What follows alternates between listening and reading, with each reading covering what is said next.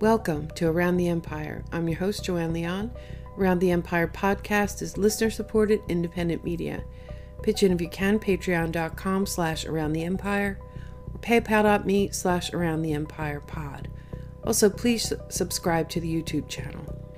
Elijah Magnier returns to the show today. Eventually, sanctioned countries collaborate with each other.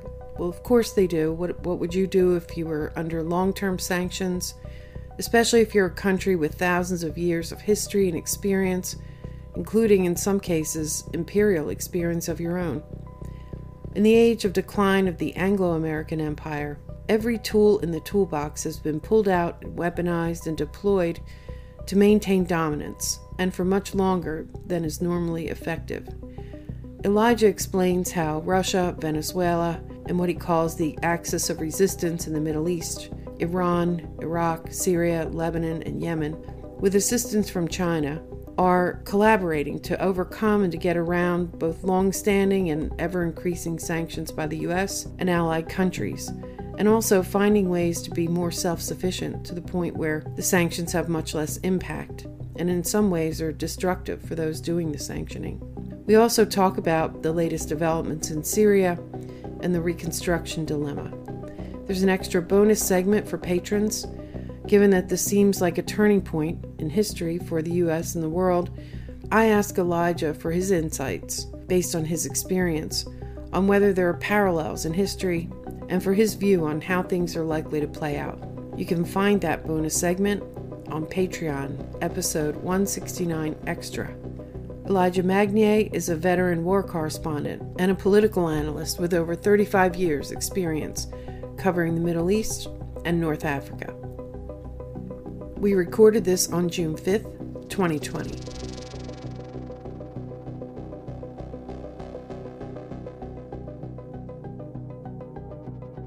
Elijah Magnier is here speaking to us from Brussels.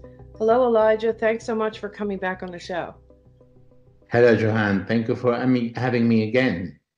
Well, I have to thank you extra because, first of all, you're a favorite of this podcast audience, and you've been so generous with your time and your knowledge and your news, and I just want to extra thank you for that, particularly in these, difficult times. Brussels still on lockdown, and Elijah has not been able to travel to the region, and somehow he still keeps up on what's going on. But I just want to, double, triple thank you for your generosity with your time and everything you share with the people of this podcast. It's my pleasure. I'm glad we have the phone so I can communicate with my contact, and that I have been very busy on that level just to make sure I'm not missing anything. But yes, the airports in all the Middle East are shut down, and I'm waiting until they reopen again just to return. I can't really wait. Yeah, I'm sure you have the, for 30 years or so, you've been traveling back and forth. It has to be, do you ever remember a lockdown or quarantine like this? I'm sure there were times when, there were wars that prevented you from traveling, but have you ever seen anything like all this in your lifetime? I've not. Well, in 1982, during the Israeli invasion, the airport was closed. So I had to travel to Syria and cross from Syria to Lebanon. And then in the war in Iraq, also there was no airport. So I had to travel to Lebanon, from Lebanon, take the car to Syria, from Syria to Iraq. And that was 17 hours traveling. The war in Yugoslavia, where there were no airport to reach Sarajevo, so I used to go through Italy, from Italy to Croatia, from Croatia take sometimes the United Nations flight to Sarajevo, or drive all the way through to Bosnia and Herzegovina to reach Sarajevo. So, yeah, this is not something new, really. We don't have normally a very easy life. Yeah, I guess it's true. Someday I often do wonder how you make it to these places someday I'm going to have to ask for some of your stories on, just how you manage to travel from one place or another. I'm sure it's interesting. But today I heard an interview with you, a short interview the other day that left me with a whole bunch of questions about the news of, well, first of all, let me just start by saying that there's, breaking news yesterday that um, Iran, there was some negotiation through the Swiss embassy, and Iran released a prisoner, an American who is coming home now, which indicated to me, I mean, it's very difficult to tell from this side of the pond whether there's any relations between the U.S. and Iran, whether there are any talks or negotiations, but apparently there are. And now we've also got, what's going on in Syria too. I'm very curious about that too. But maybe, whatever you want to tell us about what you know is going on with Iran. Well, look, by coincidences, today I made several calls to Iran and I spoke to different people in charge. And I can confirm to you that the negotiation related to the swap of hostages or prisoners, whatever you want to call them, that was proposed by Iranian Foreign Minister Jawad Zarif long ago. It's not new. And he opened the door and he said, you have several Iranian in custody, and we have also Americans in custody in our jails. So whenever you want to do the swap of prisoners based on humanitarian level, so we are ready. And Trump didn't respond at that time. And he thought that he could link the humanitarian issue with the nuclear talk. And that's very obvious that this American administration never understood the Iranian mentality and just doesn't get it, that Iran doesn't mix things, and that Obama managed at the end of his years in office, when he signed the nuclear deal, to understand that Iran is not ready to mix apple and pears together. When Obama said, let us talk about the nuclear deal and your missile capability, he got a wall from Iran. He said, no, we don't. We talk about the nuclear capability. We talk only nuclear. If you want to talk about our presence, our influence in the Middle East, we are ready to talk about it. But our missiles are part of our national security, and this is our protection that nobody is going to attack us in the future, because during the Iraq-Iran war, Iran didn't have anything, and the whole world was supporting Iraq. And Iran needed to wait a good decade before they started to make its own missiles and start to make its own weapons, because the whole world imposed an embargo on Iran, and still is, even after 40 years. So that was a kind of a blessing for the Iranian, because they were forced to manufacture everything themselves, and that's a positive side of it. On the other hand, Iran refuses to talk about any other issue but the nuclear deal. So when Trump understood that he is in domestic difficulties and that he needs to give an impression that he's talking to the Iranian and perhaps managing to break through, he has accepted the swap of prisoners. But I can confirm to you today, there is no talk between the US administration and the Iranians, because the Iranians refuse to talk to Trump because they don't trust him, and because everything he said, he didn't abide by it, because what the previous US administration signed and agreed, he didn't honor it. On the contrary, he shredded all the agreement and went against the United Nations and against the other countries, Europe, China, and Russia, who were present, including Germany, and signed the agreement. So there is no trust with this administration, and there will not be talk with Trump unless he say and he takes the initiative of saying, I will abide by the nuclear deal.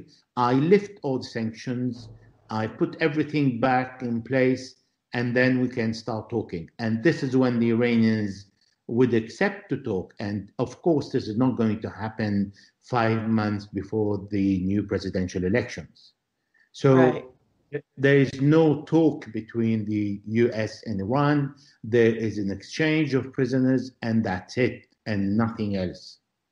Okay, so that's good to know. It's not an indication of any bigger negotiations going on, and they're just waiting him out, I assume. And I guess they'll decide if he does win re-election, which I personally think is unlikely, but I mean, things are so volatile and crazy, it's hard to predict. But so I guess they're gonna maybe 4 years is a small amount of time for them, and they can wait out the second term too. I'm not sure, but well, it's disappointing, but I guess not surprising. And yeah, I mean, but it's if they're not talking to him, they are still making moves, right? I mean, we have I don't want to jump around the world too much, but we have the issue with the Iranian tankers and the things that they're doing with Venezuela, which you wrote an article about. I don't know if you want to go into that a little bit too, or if we want to switch right over to Syria.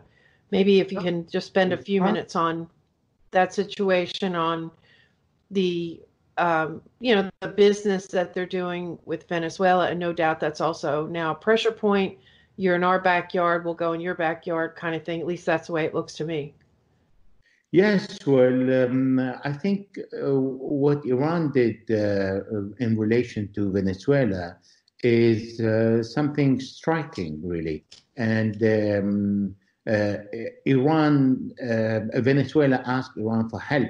I mean, they asked Russia, and Russia said, if we send our tankers, the Americans will take the advantage of that and may mount a propaganda that we're coming to invade America, and that may support Trump in his elections, because there are the presidential election happening in 5 months, and we're not going to do that. Although Russia send advisors and forces on via air, but they do not represent an immediate danger that the Americans can take advantage of. While Iran, that is under sanctions, and what Trump likes to call maximum pressure, is helping another country that is under maximum pressure. Yeah, so there's a lot of similarities in their situations, actually. That's correct. So both sanctioned countries are helping each other. And what the Americans did, the Americans asked the Egyptian and asked the British to stop the 5 tankers, because Iran asked the tankers to go through, to avoid the Horn of Africa, and to shorten the distance between Iran and Venezuela, and going through the Horn of Africa would require 45 days. So they went through the Suez Canal and they went to Gibraltar, and both crossing are under the control of the Americans or Americans' friends. But before that, they went through Bab el-Mandeb, where there is an American Navy force, and they didn't stop them. That's in the Red Sea, right? Yes, the Americans, the Egyptian, and the British didn't stop the Iranians. So the British and the Egyptians said to the American, we're not going to stop them. If you want, they're coming toward you. So you do that. And the British had enough problems with the Iranians when they thought they could twist the arm of Iran when Iran sent a tanker to Syria. And then they discovered that they can't do that, because Iran stopped a British tanker and held it at exactly the same time that the British held the Iranian tanker. Oh, that's right. I forgot about that. Yeah. Yeah. So because of that, Iran is not willing to abide by any unilateral U.S. sanctions, because these are unilateral sanctions. They are not United Nations sanctions. And the Americans have the right to impose sanctions on any country in the world, and every country in the world has a right to neglect these sanctions and refuse to abide by them. So what Iran did is they went to help Venezuela because Venezuela also helped Iran in 2008 and provided Iran with the oil because they needed to refine their oil. And this is when Iran started to build its own refineries. And they've managed to build 10, and the 11 is almost finished, and 3 are on the way to be constructed and to become self-sufficient. So what the Americans did with Venezuela is the Venezuelan oil is very low on octane, so they needed to support Venezuela to use its domestic oil because the refineries are in either in American territory or in territory that abide by the U.S. sanctions, and their own refineries, they lack spare parts. So the Iranians send aircraft and then send also spare parts with the tankers to make sure that that Venezuela can process its own oil and can produce the gasoline, the domestic gasoline needed to put an end to the local crisis. And not only that, they also send engineers to manufacture spare parts for the American F-16 jets. So they're helping Venezuela to learn to be more self-sufficient without relying on the Americans, because this is what countries under sanctions do at the end of the day. So what Iran managed to gain the heart and mind of the people of Venezuela, it challenged Washington authority with 5 tankers, and challenged also the authority of the Americans by saying, you cannot stop any of our tankers, otherwise we will do exactly the same in the Strait of Hormuz. And that was the message sent to the Swiss embassy in Tehran that is acting on behalf of the Americans. And they understood that Trump is not in a position to start a war with Iran, particularly when he is going to face the election very soon. And particularly because this kind of war, the Americans can start. They have the power to do it, but they don't have the power to stop it or to know what is going to be the outcome. This is why the Americans prefer to keep away from engaging into a confrontation with Iran. And this is exactly what happened when the Americans assassinated the Brigadier General Qasem Soleimani and his companions, and Iran fired the 12 missiles on the biggest US base in Iraq, Ain al-Assad, without triggering any reaction from the Americans. Yeah, this is, I mean, maybe not an untold story, and I'm referring to Iran developing the capabilities to build their own things. I didn't even know that they knew how to build I always wondered, I knew they had a lot of American commercial airline planes, and I wondered how the heck they kept them running under sanction. But I didn't know that they were able to manufacture parts for the F-16, and now we're helping Venezuela. That's a really huge deal and something we don't hear about a lot. And another thing you've told me in the past is you would sort of laugh when they talk about the land bridge from Iran to Lebanon and everywhere in between, because you told me that the resistance force, the varied allied forces that Iran is on the side of, that Iran was not transporting weapons and missiles and things to them, that they were actually helping them learn how to build their own. And, now we're seeing the same kind of thing with Venezuela and the whole sanctioned countries helping each other. I mean, first of all, you would have to believe that these countries are just sort of backward, incapable of doing anything, which is a ridiculous proposition, that they're just completely on lockdown. And if we use these long-term sanctions, they'll eventually bend to our will. and not realize that they're going to be innovative. They're going to figure out ways around it. And the thing that I've always worried about, Elijah, is in Venezuela, we kept hearing, their electric grid is in big trouble because they can't get spare parts. And even things like elevators and buildings, they can't get spare parts for them, everything breaking down, their transportation. And I mean, I always said to myself, well, first of all, American countries that sell them those things, they're not going to buy from them ever again. And it's not just going to be Venezuela. The sanctions may work in a short term situation, but in a long term, they're basically going to lose you business. And the trust is going to be gone, and other people are going to find other ways to make things. And so basically, this is to me surprising, but at the same time not. I mean, of course this would happen. What is surprising to me though is basically the brazen move of just, coming through the Persian Gulf and then the Red Sea and through the Suez and Gibraltar and just sailing straight across the Atlantic Ocean with no, well, a little deterrence when they got here, but it ended up, I think, just being fuss. That's pretty brazen. But overall, we should expect this kind of thing if we're going to try to sanction people for long term.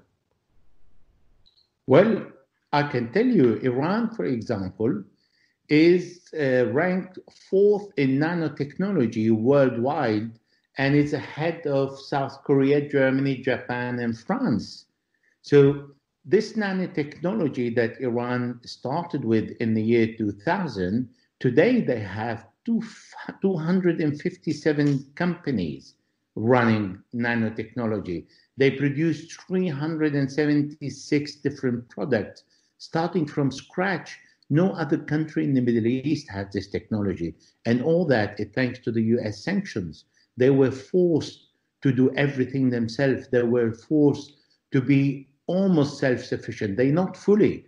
And also, they are today forced to establish a budget, their yearly budget, without counting on oil. Because oil is the thing that the Americans is always sanctioning. And so the country decided to rely on other resources and to be self-sufficient and teach people, teach their allies how to be self-sufficient. Today, countries are learning. Russia has learned from Iran how to be self-sufficient without taking the technology from Iran, but the spirit and the objective that Iran set for itself. Russia was also under sanction. And Russia is saying, if Iran is managing, I can manage. And Russia has much more and superior resources than Iran.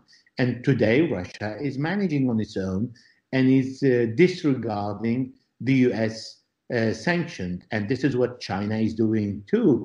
And this is what they are doing, all three of them, in Syria today. The Syria that is under heavy US and European sanctions since 2011.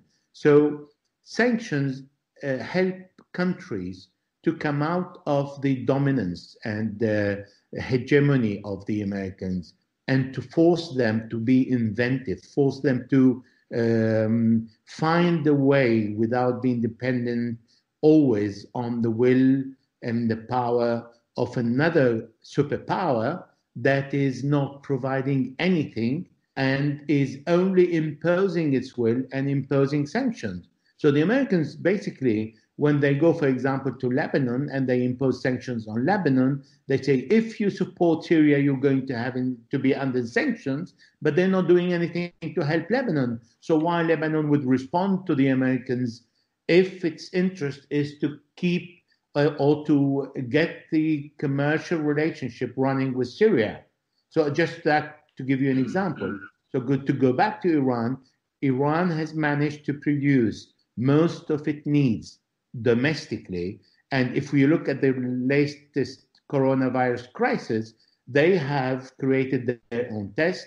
They have created their own rebreathers. They have exported masks and tests and breathing apparatus to other countries in the world when they were in the middle of the pandemic. Yeah, I thought that they were really crushed by that pandemic. Well, I mean, there's one other thing we do have to talk about here, and that is, and maybe this is true or not, but China acts as a silent, maybe not so silent anymore, partner in all of these places. So there's definitely a role, right? I mean, China is supporting these countries too. Is that not true?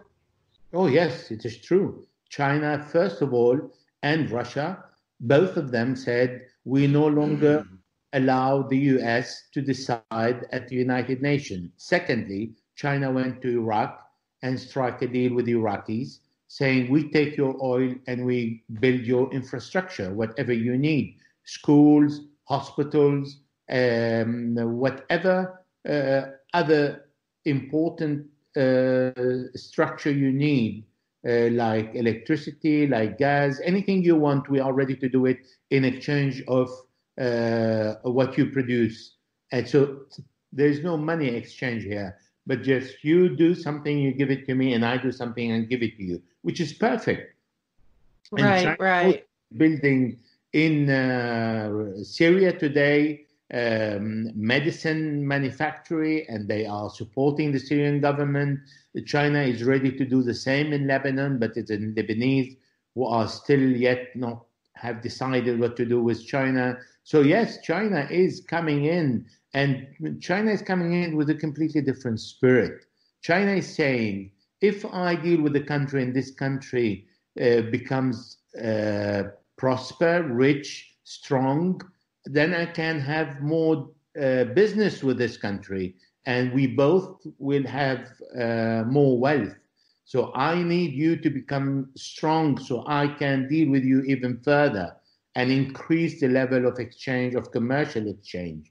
But while the Americans are not doing that, the Americans are saying, you do what I want, and I give you nothing, and I impose sanctions on you if you don't do it, and then I impose sanctions on the other country around you, and you buy my weapons because your neighbors may attack you, and I need to defend you, so you give me a base, and you pay for my soldiers and my equipment, and all that. Yeah, That doesn't work anymore. right. Well, I think China is acting as a benevolent force at the moment. I'm not confident, and it has nothing to do with China itself. It's just humans. I'm not confident that there'll be a benevolent force forever, depending on how much power they gather. But yeah, I think without China there, I I'm not sure that these countries could have done all these things. I mean, I think they would have figured out ways to do all kinds of different things, but I'm not quite sure they could have been as successful in what they're doing without China. And also, I don't want to play down the amount of pain and suffering that that was part of this. And of course, unfortunately, suffering, uh, you know, is a motherhood of invention and things like that. So, to modify the phrase a little, but But yeah, and I sorry, but think that China is not doing anything for free. It's doing it on pure commercial business, and but it's giving and taking. It is doing it on a win-win basis. It's not doing it for free, but is enabling, for example, in this case, Iraq, to have an infrastructure that is needed. And Secretary Pompeo did everything in its power to try and stop the deal between Iraq and China. And Prime Minister Adel Abdel Mahdi said to Pompeo, look, the offer that the American companies gave me is 10 times higher than what the Chinese are giving me. And I don't need to pay money to China, and your companies want cash, and I don't have the cash now. So, no, China is asking for an exchange and is benefiting, but is also benefiting the other side. That is the difference. yeah, I understand. I get that. Um, and the whole issue that the price of oil and the demand for oil has sort of changed everything, right? Yes, but it's picking up now. It put everybody off track for a couple of months, but now it's back again on track. And but it is something that countries now they realize they can't rely on oil forever. They have to start relying on their own production. Right, right. Let's talk about Syria for a little bit because it's unclear to me what's happening there. And um, we mentioned before the role of Russia in Syria and, of course, Iran. What I'm just there. We've been so distracted by the things going over in here. Well, followed Syria closely for a number of years, and I'm really not up on it now. If you could sort of update us on the situation in Syria. Well, in Syria, the situation on the Idlib front is relatively calm. Turkey is trying to impose the agreement that has signed with Russia because now there is no more fiddling after the last battle of Sarakib to reopen the M5 by force and M4 by negotiating with the Turks. And Turkey was prevented for a few weeks by the jihadists of Al-Qaeda under the name of Haras ad-Din from patrolling with the Russian, the M4. And then Turkey realized that they can't do that forever. So now the road is more open and there are convoys, Syrian civilians convoys going 3 to 4 times a day, crossing the M4 from Aleppo, Sarakib to Latakia, and that shortened the distance under the control of the Turks and the Russian and the Syrian army. On the other hand, in the north, we still are all waiting when the Americans will give up on stealing the Syrian oil, because Trump said it clearly, I am taking the oil. He didn't say I'm stealing it, but he used more diplomatic words. He said, I'm taking it, which more or less correspond to the same thing. But what the Americans are doing now is they have introduced a new act called the Caesar Act. And the Caesar Act is sanctioning Syria or any other country or individual or companies who will be dealing with Syria or making business with Syria or trying to reconstruct Syria. So everything that the Americans are doing in this Caesar Act is to prevent the Syrian population from regaining a little bit of their health to reconstruct the country. Because at the end of the day, we saw the sanctions on Iraq, the food for oil program in the 90s, how that affected the Iraqi population and did not affect Saddam Hussein at all.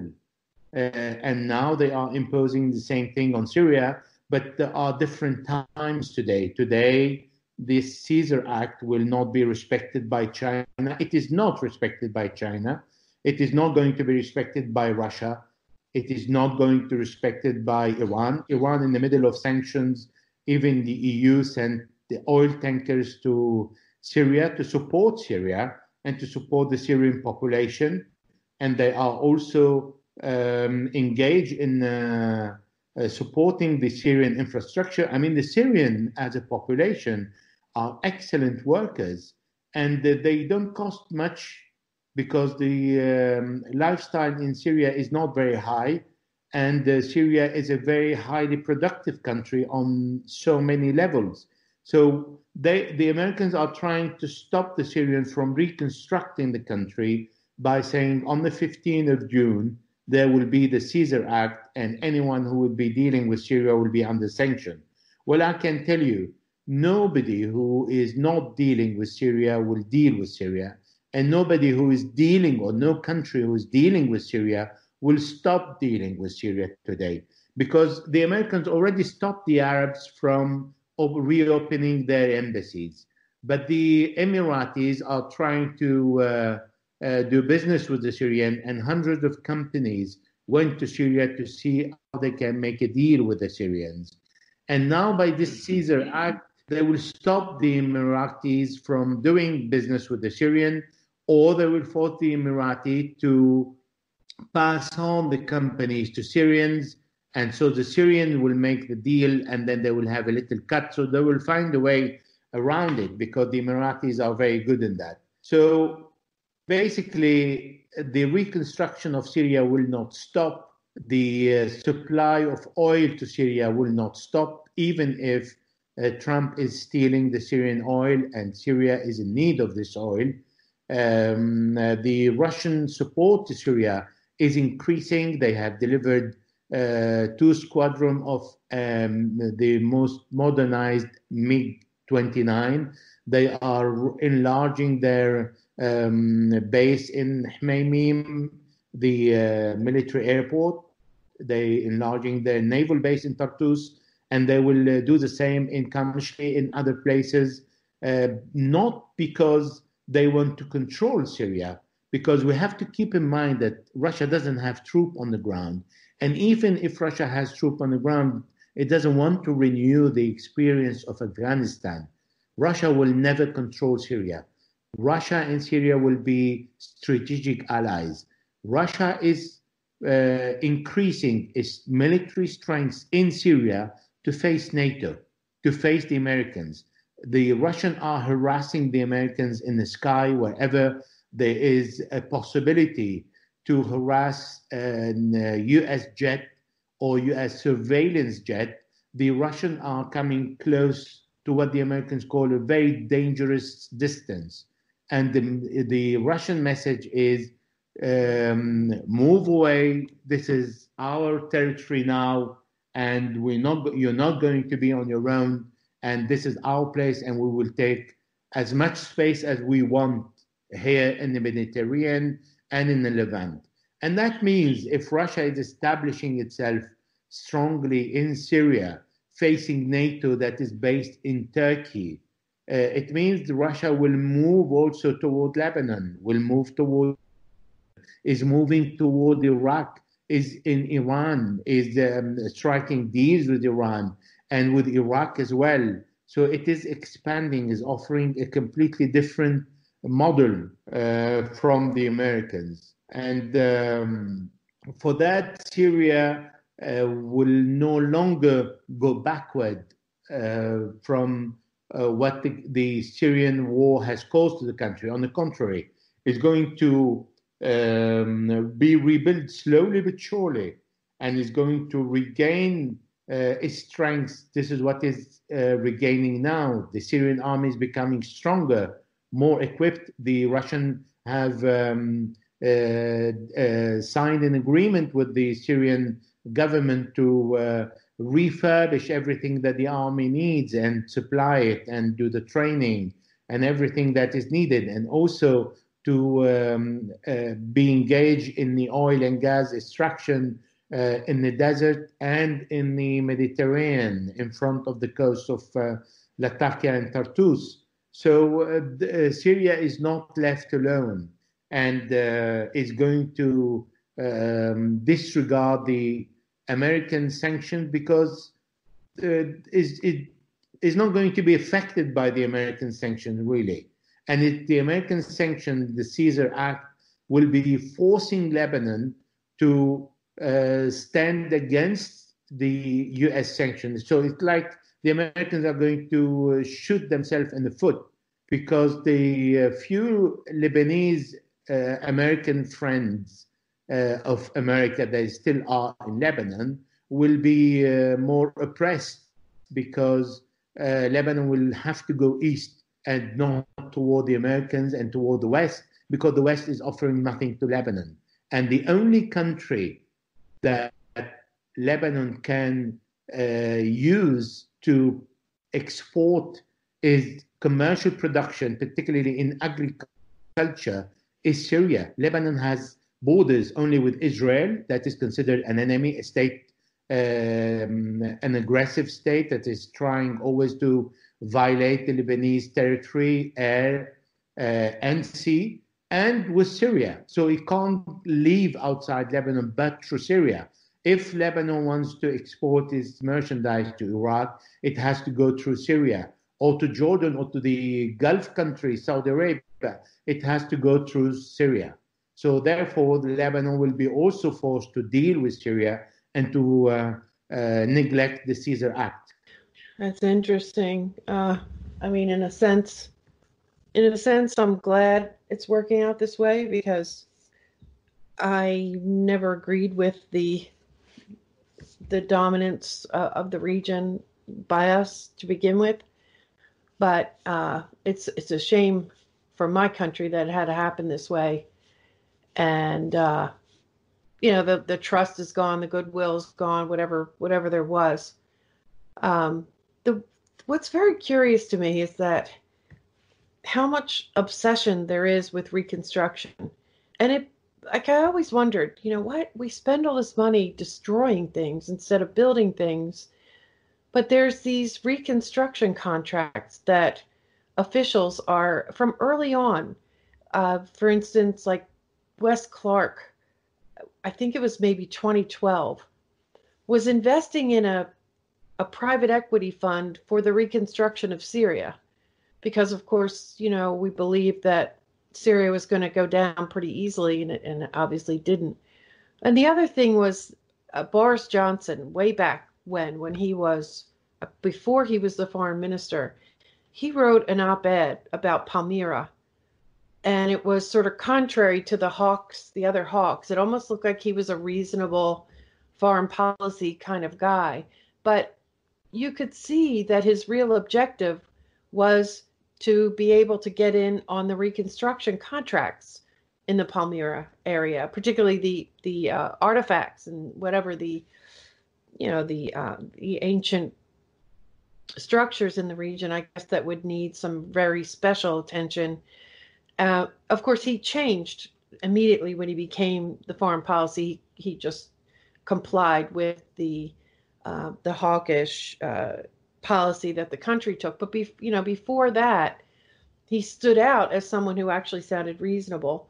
But both of those, and I'm sure there are many more, both of those people were indicating that they were focused on the reconstruction. And of course, with the Geneva talks that they keep trying to restart, reconstruction is always a big part of it.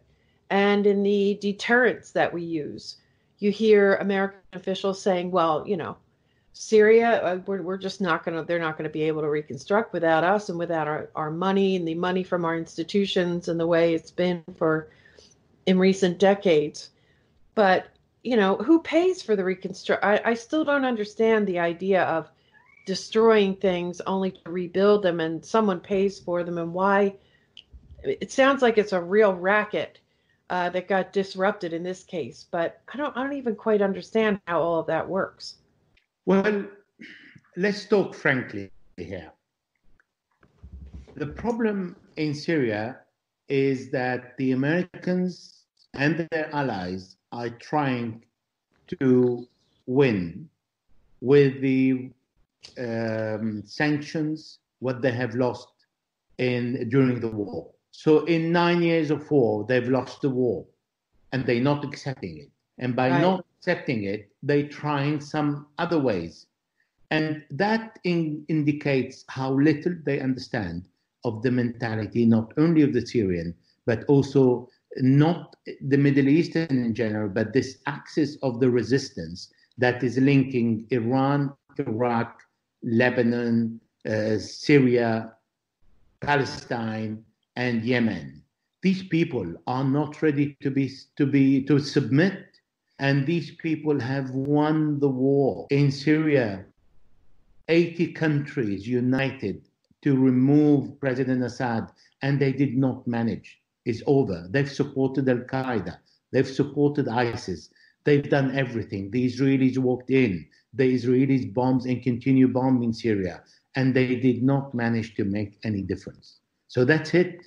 It's over. And now they think with a sanction, they can regain what they haven't managed to regain, which is wrong. Now I'm going to explain to you abruptly why it is wrong. Now there are several million Syrians outside the country.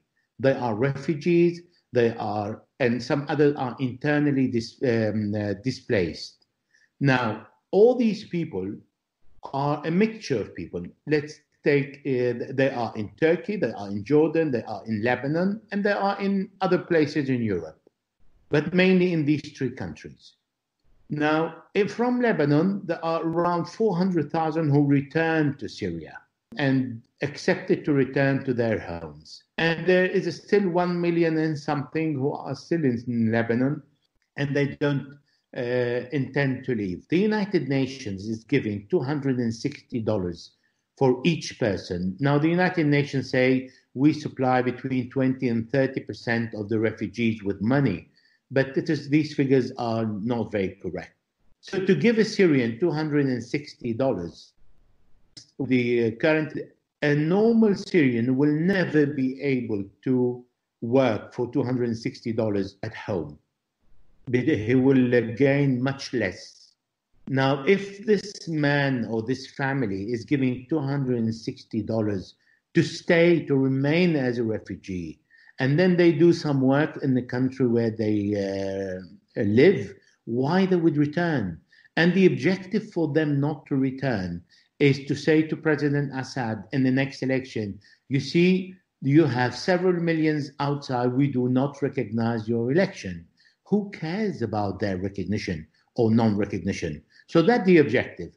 And that's the first point I'm making here. The second point is most of the refugees, or many, the largest part of the refugees are against the government of Damascus. Fine. Their homes are destroyed, most of them, in the country. Well, why Assad would rebuild them? Why he needs to rebuild 6 million houses if their owners don't want to return back home and they don't want to be engaged in the reconstruction? So there are millions of homes that are not going to be reconstructed. So that's less pressure on the Syrian government. I'm sorry to be direct and so frank, but this is the situation today. I went in Syria, traveled in Syria to Homs, Hama, Aleppo, and went to Al-Qaim. I went through Deir ez-Zor to Palmyra and all that. And I saw how many houses were destroyed. And most of these houses belonged to people who fought with ISIS. And they were Syrian, local Syrians. Why Assad would rebuild these houses or these homes? Their owners are either in the jail among the SDF, American forces in the occupied northeast Syria, or they are still on the run, or they are in Idlib. Why he would rebuild them? And by not rebuilding homes, why he needs to supply them with electricity, with water, with protection and all that. So all that is less burden on the Syrian government. And I'm sorry to say, but this is the reality.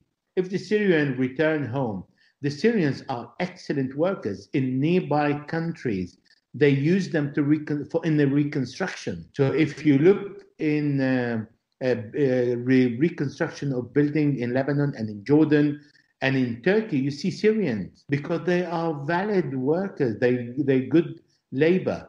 So if they return home, they will be able to reconstruct the country. That is not a problem. And Syria doesn't need Europe and doesn't need the US if these two continents refuse to support Syria. Well, they can keep their own money. Syria doesn't need them. Instead of finishing the reconstruction in 10 years, they can take 15 years. So if you look at Lebanon, the civil war in Lebanon started in 1975, and we are in 2020, and until today, there is no electricity in the country 24 hours a day. And there is no drinkable water 24 hours a day. And there is no road that is a good road in all different parts of the country. So yes, it takes, instead of 10, let us take 20. What's the problem? Yeah, I mean, I can understand that sentiment, and if the same thing happened here, I'd probably feel the same way. But the pattern is, and this is something that Yasha Levine has written about in his series he's calling weaponization of immigrants, because what gets created now is a diaspora who still resent the Syrian government. And in the past, I don't know if it'll be possible this time, but in the past, we've been able to um, ally with them against the current, uh, the current people in power in Syria, and from the outside, create this sort of hostile diaspora. And that's been a pattern since apparently World War II. Now, I don't know if that's going to work in this case, but it can't. I can understand that it immediately solves a problem for Assad, where he doesn't have to worry about the hostile faction within his country. But longer term, I'm not sure how that plays out. And the same is true of Venezuela. The Venezuelan diaspora here in the States, a lot of them are former landowners, former elite, and they just never forget. They're always ready and willing to work with the United States against the Chavez movement, Chavista movement in Venezuela. So shorter term, it solves a problem for the country under siege, but longer term, we have weaponized those people. Now, like I said, it looks like the hopefully we're going to just sort of let go of this imperial strategy and turn our attentions back home and fix things here. But I don't think anybody's going to do that willingly. I think it's going to be done by necessity. So I guess we'll see how that goes. Now, I've kept you for a while. I'd like to ask you a bonus question, if that's okay, Elijah. Or actually, well, you feel free to respond to what I said too. No, it's okay. I mean, what is your question? That last part wasn't a question. It was just sort of me wondering longer term, and just sharing with you what I had, what sort of you probably already knew, but Yasha Levine sort of enlightened me to the whole. I always wondered why the diaspora here in the United States would turn against their own country. I thought it was just sort of something that happened organically, but it looks like it's actually part of a strategy too.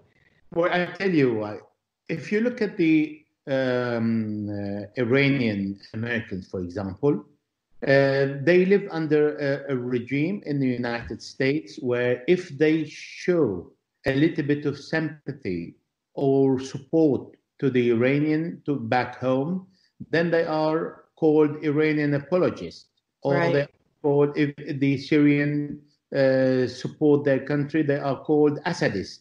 And there are the mainstream media and those sitting in a tank and pretending to think, and they don't think at all. They introduce a new vocabulary to anyone who disagree with them. Instead of saying, this is what we think, there's no freedom of thinking. So if either you flow, you go with the flow, or you are immediately classified. So I am not necessary, I don't really need to be with Assad or against Assad. It is not up to me. I'm not Syrian. It's up to Syrians to decide who's going to rule them. It's not up to someone sitting in Washington, D.C. and saying we have to go and bomb Syria, or we have to remove this president or that president. Well, go and remove your own president. Now look what's happening in Trump at home.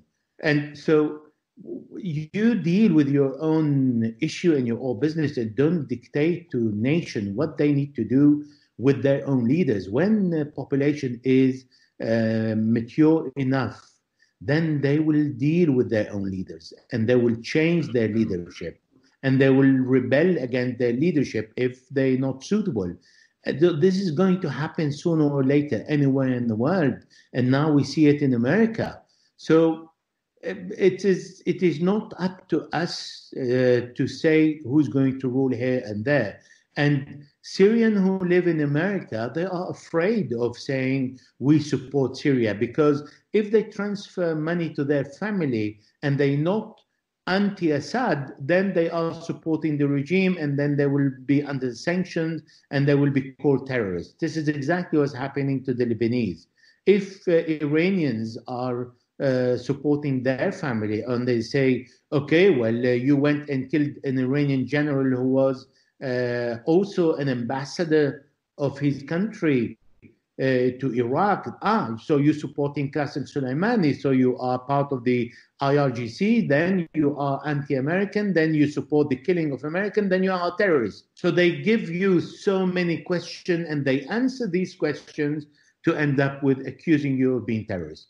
That is the style used by the Americans to terrorize people and to prevent them from speaking their mind or to say the truth. And what mainstream media was trying to do, and luckily they did not succeed because facts were against them. And they did not succeed in turning the world opinion in the direction they wanted, because at the end of the day, they are left with, let's say in Syria, Idlib. And today, well, believe it or not, Caesar Act doesn't apply on Idlib, the largest concentration of the jihadists in the world. The Americans said in Idlib and the Kurdish area, the Caesar Act doesn't apply.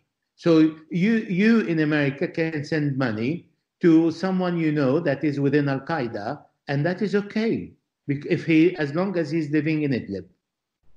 So that is the American logic, and there's no logic here. So the Syrian will no longer support his country or will have to go through the camouflage process of not saying anything or approving with what the other people are saying, because when you live in the West and when you live in America or you live in Europe, you have to accommodate everybody because you become a rarity when you don't speak the same language. And I'm talking here, I mean by language is when you don't say exactly the same thing the majority are saying and thinking and being brainwashed by a false reality. We are not warmongers. They are warmongers. We cover the war. I lived in war for over 35 years and I'm anti-war. I don't want to see war in any country because I know what war means. And most people, they advertise for war. They have never seen the war and they have never lived in war. And I know people who went to Iraq for 2 days and wrote 10 books about Iraq. So this is not the way to judge people from what they do or if they support their own country. The Syrians are extremely faithful to their country. They love their country. Iranians, they adore their country. And they are very nationalistic. They want to return home. They want to see their home prospering. They want to see their country rich and back on its feet again. And they can, when they are strong and they are powerful, they can stand against the governor or the leader or the president or the government and say, we want to change. But not when they are weak and they have no strength and they are either under the American threat or being called as a terrorist if they say anything that doesn't fit with the actual US administration mentality and the warmongers thinkers. That is the problem. Yeah, I don't disagree with any of that. And I'm actually aware firsthand of, what happens to you when you reject the narrative, no matter how much that narrative against our manufactured enemies to a large extent. And, I've been doing that for a number of years now. And it gets easier with Syria anyway. If you didn't support, this war, if you didn't call Assad a terrorist, I mean, just look at Tulsi Gabbard. If you just try to take a reasonable, factual point of view, you'll be punished here. I mean, you're not going to get thrown in jail or anything like that, but, you won't have any career in the more profitable ways to make a living. If you're a politician, you're going to be punished by the media and the national security state. So yeah, I get it. I know how that is, but I think I've always thought it's not empire in general the continuation of the empire from the British Empire to the Anglo-American Empire. It's not sustainable unless you have just an enormous, overwhelming amount of force and money. It's just it's not a natural state of things. So I think it is collapsing at the moment. I'm hoping that for everybody's sake that it can happen in the most peaceful way possible. But I'm not surprised by the way things are developing. And I also think that it's up to the Syrians and the Iranians to decide what they want. And I also believe that they're people. They're people. They have lives. They have families.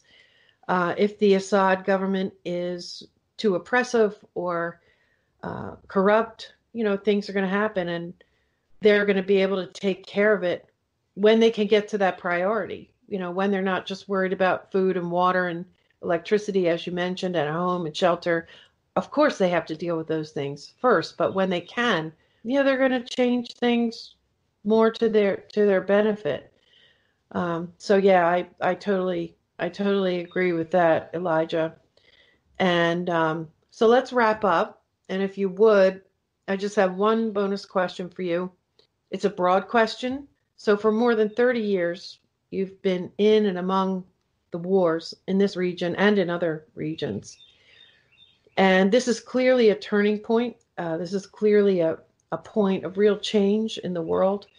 And I wonder what you see happening right now. And I realize that it's volatile and none of us have a crystal ball. But what parallels do you see, for example? And what are your thoughts on how this might all play out? The question about how things are likely to develop going forward from what seems like a turning point in history is an extra bonus segment for patrons. So you can find that at Patreon, patreon.com/around the empire, and it's episode 169 extra. I'm not great at marketing. It's definitely not my forte. But I'm starting to provide more bonus material for patrons, as is necessary for independent media, funded solely by listeners, because I appreciate them, and also they make it possible to pay the overhead costs of the show and compensate a little bit anyway for the labor that goes into it. So that's my tease, and I hope that some of you will subscribe to the podcast and pledge via Patreon to get these kinds of extras. And there are also full patrons-only episodes, and soon a Discord channel, and hopefully also some patrons-only live streams so that we can have some discussions among ourselves. So it's episode 169 extra, available at patreon.com/around the empire. And now I'll continue with the interview wrap-up. All right. Well, thank you so much for that, Elijah. And thank you again for the time that you spent and sharing so generously your time and your knowledge with us. I really do appreciate it. If there's anything else that you want to say before we wrap up, please do that. Otherwise, please let everybody know where to find your work and how to support your work. One thing I would like to say today, what's happening in America is under the eyes of the whole world. Everybody in the world is waiting to see if this consequences of the injustice that is creating riots and protests in the country are going to teach something the leadership of the country. That is very important. But if this is going to be only, the consequences will be only domestically, then I think that will be a shame. It should be an awareness, a general awareness of the whole, of how the Americans deal with the whole world. The American soldiers are outside and they have killed hundreds of thousands of people for no cause. Nothing is happening in Afghanistan. Nothing is happening in Iraq that benefit the Americans' safety and for the Americans to feel safe. So this kind of awareness is really lacking. And this is my wish, really. And about my work, yeah, I would love to see people supporting my work. I mean, I have between 800,000 and 1 million reader, but I have really, really very little financial support for my articles, where I spend hours and hours to put them up and to allow so many languages on the blog, and for 9 to 10 languages on the blog with articles that will be available to different nations who speak different languages. But I would really like a bit of support, because the newspapers is not doing well these days, and there is for the lockdown they are in difficulties as everybody else. So I wouldn't mind a bit of support on that. Yes, thank you for the opportunity. Yeah, if some of those views could turn into a little more support, that would be really good. We understand that, a lot of people are hurting, but I guess there are some who could help out a little more, and that would be critical, really. So again, thank you so much, Elijah, and take care. Thank you very much. Thank you for listening. Special thanks to Elijah Magnier. Follow Elijah on Twitter at EJMALRAI, EJMALRAI. Read and support his work at ejmagnier.com. You can find his PayPal donation link at the bottom of his website, and send some euros his way for all the work that he does and the information he provides to us, most of the time from on the ground and from well-informed sources that he's developed over the past decades. Around the Empire podcast is independent media, and your support's really important. Please pitch in at patreon.com/aroundtheempire or paypal.me/aroundtheempirepod. Lots of ways to find and listen to the podcast on all the mobile podcast apps, on the website aroundtheempire.com, on Patreon, patreon.com/aroundtheempire, or on YouTube. And if you're listening on YouTube, please like, share, and subscribe. Follow on Twitter at Around the Empire, and we'll see you next time. Take care, everybody.